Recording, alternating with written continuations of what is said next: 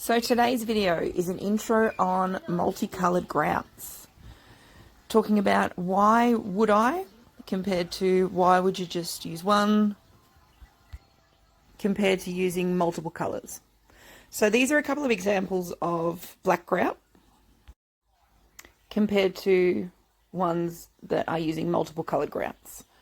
So this one here is one that I've used 5 different colors on. And you can see how it emphasizes the picture instead of shrinks it. The same with the custom daisy, makes the flowers pop.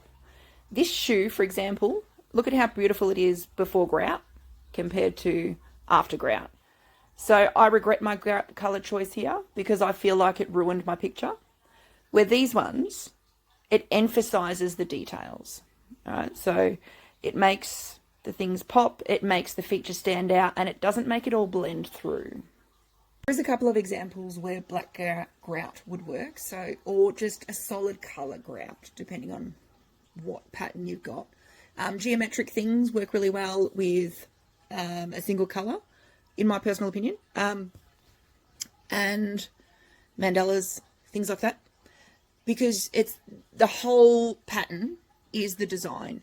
Instead of what I do, which is individual images that I feel like get swallowed up by a single color, where I'm currently playing with colors, creating what I would consider fine art using tiles and the grout in between it, using both of them. So instead of just going grout is going to glue my pieces down and keep my mosaic heirloom and just solid forever, which it will do, I'd like to make it something more. So I've colored them to make that a part of the art piece as well. That's why I use colors compared to, so I use multiple colors compared to the one. It's all personal preference. Right? So on to the next video. So this second video, I'm going to discuss why in all of my grout colouring multicolor videos, why do I start with black grout first? Well, black grout really likes to get involved with all the other colours and take over. So I like to start with black grout first, so it has time to set and it doesn't want to share as much. So if you've ever used black grout before, it stains. It gets everywhere. It's beautiful coverage, but goddamn, it does not stay where you want it to stay. So I use black grout first, so you've got room to clean it without turning all the colours around it black. It's so much easier to darken a light colour or darken a dark colour than it is to lighten back a light colour after black has got to it. All right. So start with a nice thick paste and do all your black bits first. All right. I highly recommend it. I've had to redo parts before or weren't happy with it no matter what coverage I got because the black smudged. So if you start with your blacks, let it set for several hours, if not overnight, to give it that time to not spread onto the rest of your colours when you do clean up. All right, so do put it all into all the gaps as you would with normal grout. Spread it all around with palette knife and make sure you massage it into all the gaps. Wait half an hour, scrape it off, polish it with your paper towel, repair any gaps, any cracks, any missing parts, repair those. In that half an hour, try and pick out where it shouldn't be. So in the gaps where it shouldn't be, try and clean that up so you're all ready for tomorrow to start your colours. We'll discuss how I make my bright colours in the next video. All right, see you then.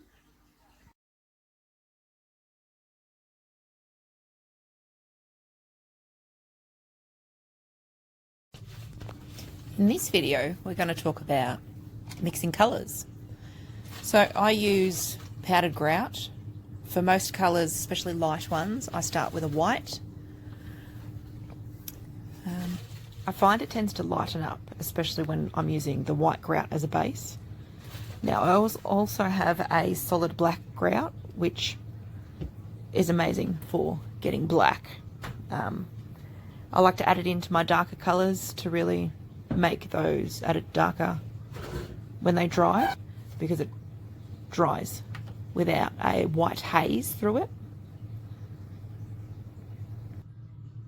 So to get the colour varieties that I use acrylic paints or sample pots from Bunnings, so house paint colours. I kind of figure pigment is pigment, whether it's got liquids in there to make it into a paint or if you're buying powdered pigments. I used to work for a paint company and I feel it's all the same thing. Make it a toothpaste consistency. Seems to be really good for holding its shape.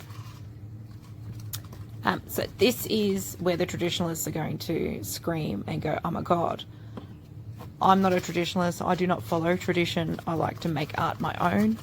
So tradition is one thing, individuality is what makes your art yours, and using coloured grout is what makes my art mine, okay? So I'm mixing paint in for the different colours and pigments.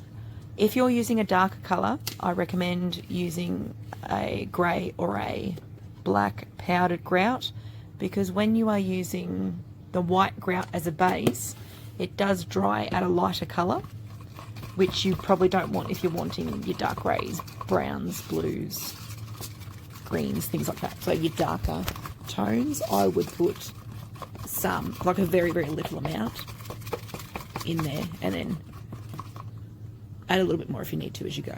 All right. So what I do is I put them in these plastic containers with lids. If you water them down once you're finished with them for the day, if you water them down a bit with some water, they will last overnight until the next day. If you leave them at that pasty consistency, they will be quite dry and crummy by the next day, if not set. Right, so it needs to be an airtight container. You need to feed it like you would sourdough and look after it every day for it to last. So this is the black grout, and it is very, very dark. You can see it's already staining my fingers. So it really, really takes over the white. So you only need a little tiny bit of the black. So that's it when it comes to colours. I'll see you in the next video. Bye.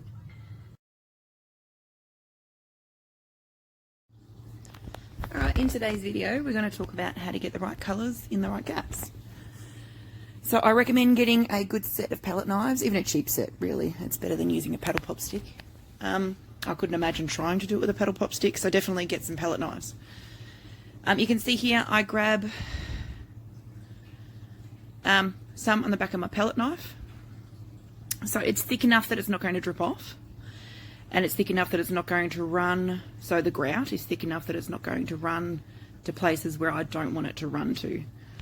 So depending on the size of your detail and section that you're trying to grout is the size palette knife that you want to use. Alright, so this is quite detailed, so I'm using a small palette knife. If for the bigger blue pieces, I use a bigger, flatter piece to spread around a bit. So I'm starting from the edge of where I want the colour, working my way to inside the black there, as you can see me pushing through, and massaging, pushing it down, rubbing it around back and forth, scraping it this way, scraping it that way, pushing it back through until it starts to kind of build up on the side of the palette knife, and then in theory you know that that bit's done compared to not. So if your grout is disappearing as you're pushing, keep adding more grout in because it's obviously going in the gaps, okay? Why don't I tape? So why don't I tape? Have I tried that? What's the difference?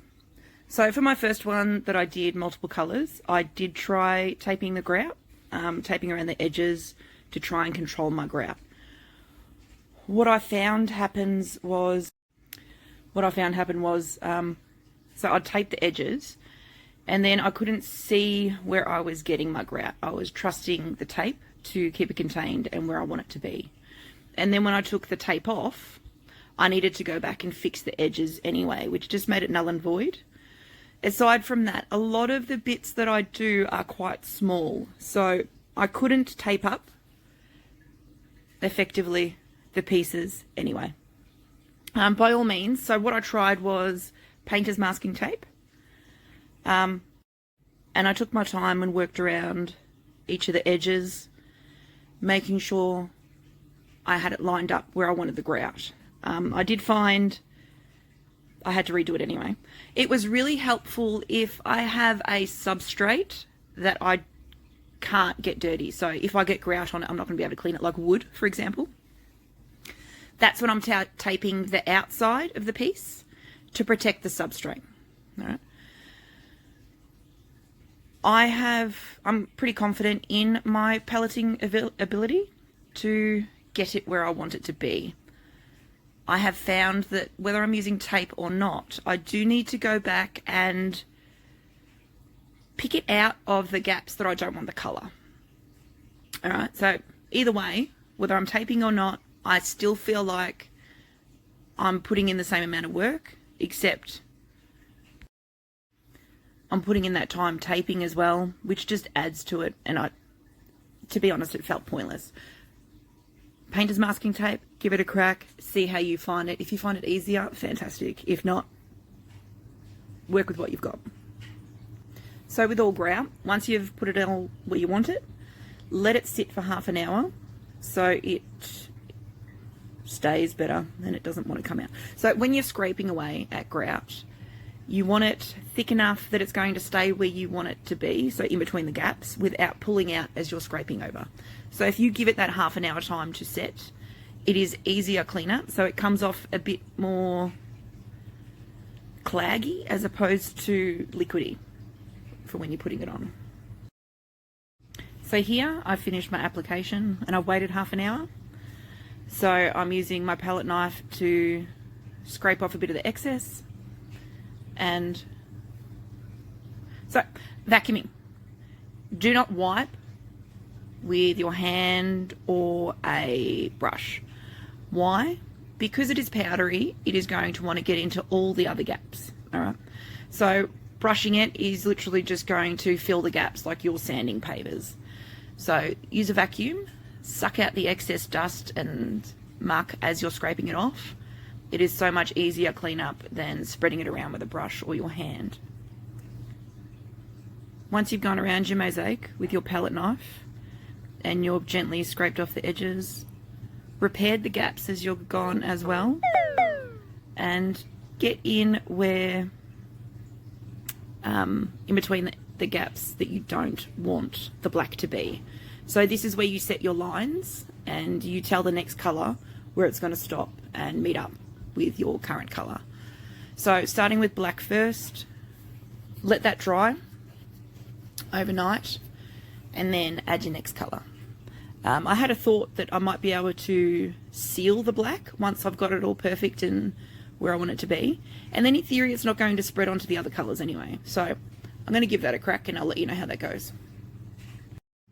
When you're putting on your next colour, work it all the way to the edge, or if not, even over the other colour grout, so then you know you've got a good connection and it's going to seal the way you want grout to seal to protect your project. Alright, on the next video it is polishing, cleaning up and all those other fun stuff. See you there.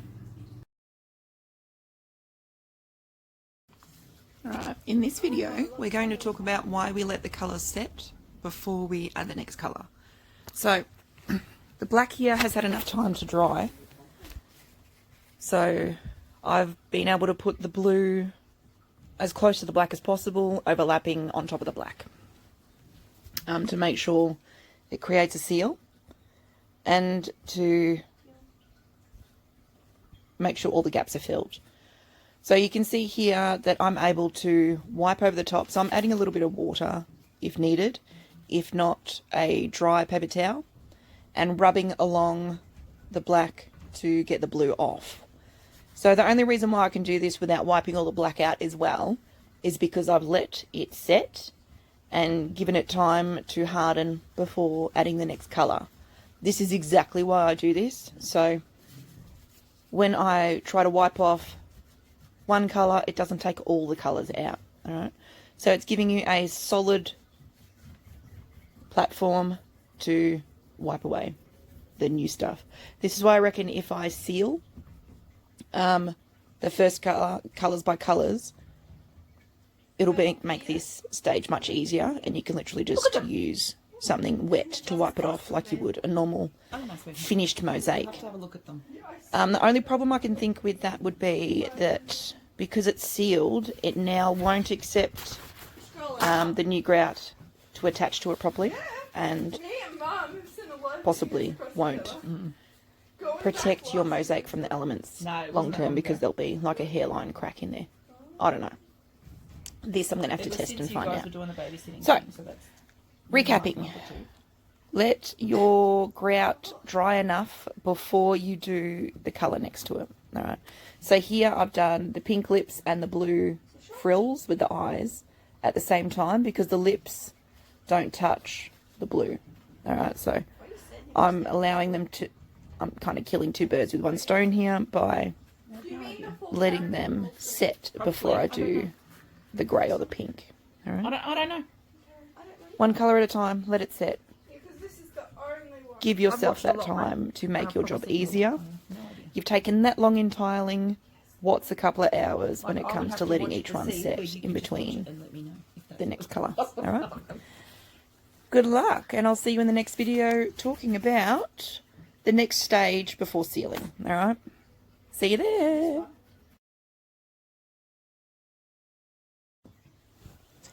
Alright, so today we're going to talk about doing our final colour touch-ups.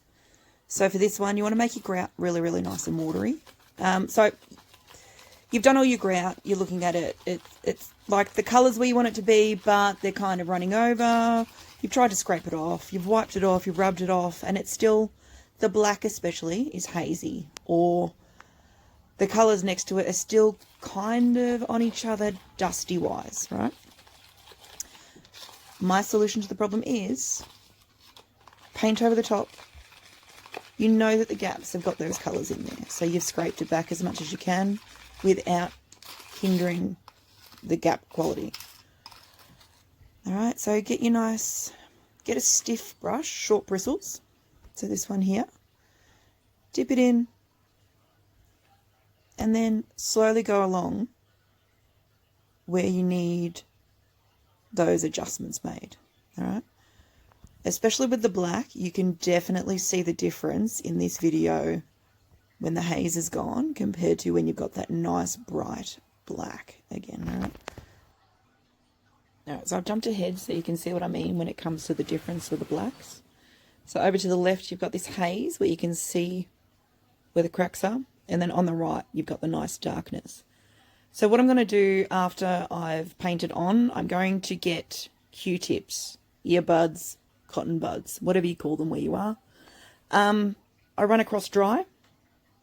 If need be, I wet them and then run them across. Wetting them kind of defeats the purpose, as it's going to wash it out of the gaps. So I find a wet rub just to get it off, a dry rub just to get it off the face of the tiles, and then you let that little layer soak in on top of the grout.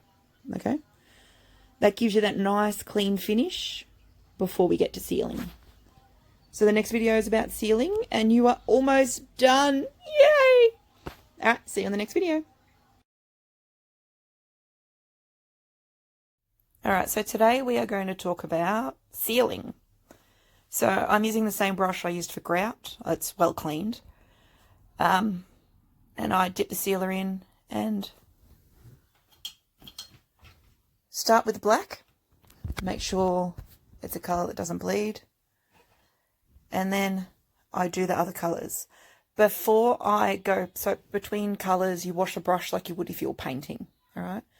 You want to be sure not to make sure that you're spreading the black around, because once again, it likes to share and likes to get involved, all right? So one colour at a time, wash your brush. Next colour, wash your brush, all right? You wait 15 minutes for this sealer, let it do its thing, and then you're fine to go over with a big brush, all right? Now, it did spread colour with the second one, but what I was able to do was use a wet cloth and clean off the residue that way, all right? So, use a brush and a sealer, one colour at a time, wash your brush in between like you would with painting. After the first one, you're pretty good to go, all right, and then wash it. If you want to, you can do the 2 coats doing the 1 colour at a time. Better to be safe than sorry if that's what you want to go for. And then you're all done, guys. Well done. Woohoo! You've learnt how to go and grout with multiple colours. Let me know how you go. Show me your works and share. Thanks so much, guys. It's been lovely being with you. Bye.